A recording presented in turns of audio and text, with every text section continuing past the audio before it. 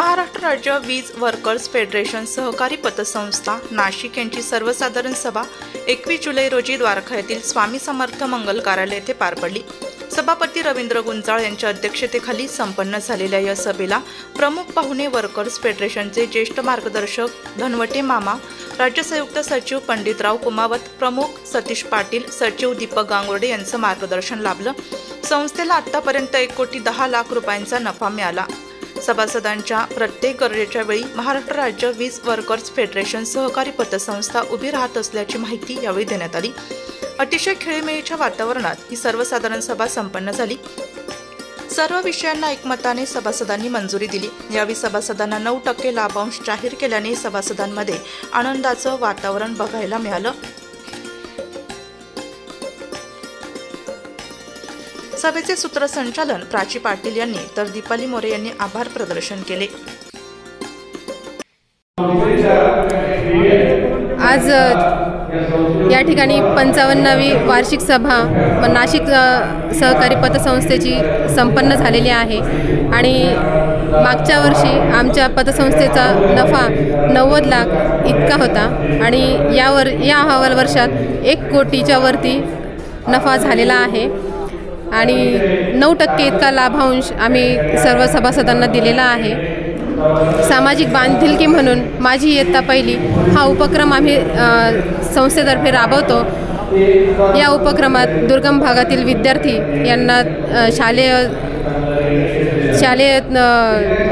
वस्तू आणि स्वेटर यांची वाटप केले जाते।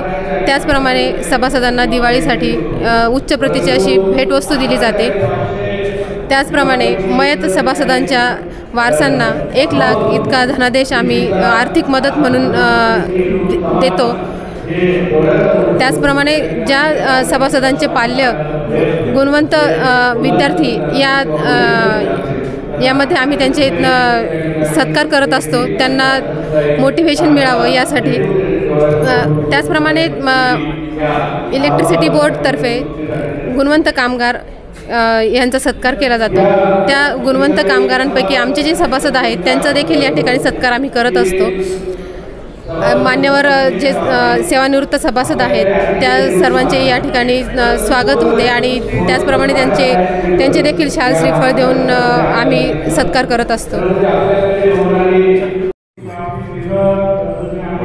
आज महाराष्ट्र राज्य वीज वर्कर्स फेडरेशन सभासदांची सहकारी पतसंस्था या पतसंस्थेची वार्षिक सर्वसाधारण सभा समर्थ मंगल कार्यालयात संपन्न होत आहे। संस्थेचा हा 25वा वार्षिक अहवाल या ठिकाणी या संस्थेचे चेअरमन रवींद्र गुंजाळ, त्याचबरोबर मानद सचिव प्राचीताई पाटील आणि त्यांच्या सहकाऱ्यांनी सादर केलेला आहे। सर्व आर्थिक पत्रकं त्या ठिकाणी चांगल्या पद्धतीची आणि नियोजनबद्ध अशी त्यांनी मांडणी केली आणि सभासदांचं निश्चित त्या आकडेवारीवरून दिसून येतं की त्यांनी सभासदांचं हित जोपासण्याचं काम वर्षभरात केलेलं आहे।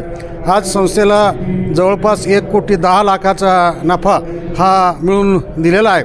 त्याचबरोबरीनं त्या सभासदांची आर्थिक जी अडचण असते, गैरसोय असते, त्यांना तात्काळ त्या ठिकाणी आर्थिक मदत होण्यासाठी आज संस्था 14 लाखापर्यंत कर्ज देऊन सभासदांच्या त्या आर्थिक गरजा पूर्ण करण्याचं काम करतात।